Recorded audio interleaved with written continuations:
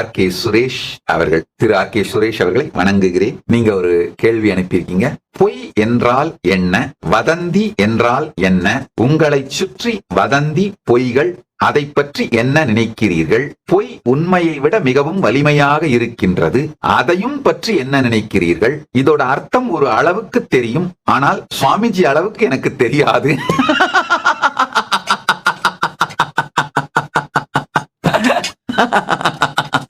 R.K. Suresh அவர்களை வணங்குகிறேன்.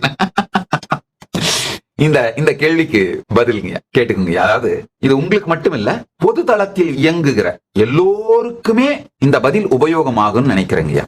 வதந்தி அப்படின்னா என்னன்னா, உங்களை பற்றி மற்றவர்கள் சந்தேகப்படுகின்ற அளவிற்கு ஒரு தவறான செய்தியை பரப்புவது வதந்தி.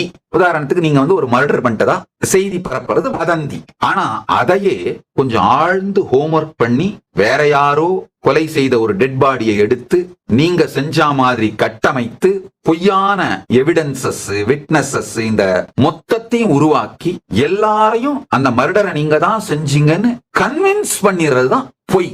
இதுதான் வதந்திக்கும் பொய்க்கும் இருக்கிற வித்தியாசம்.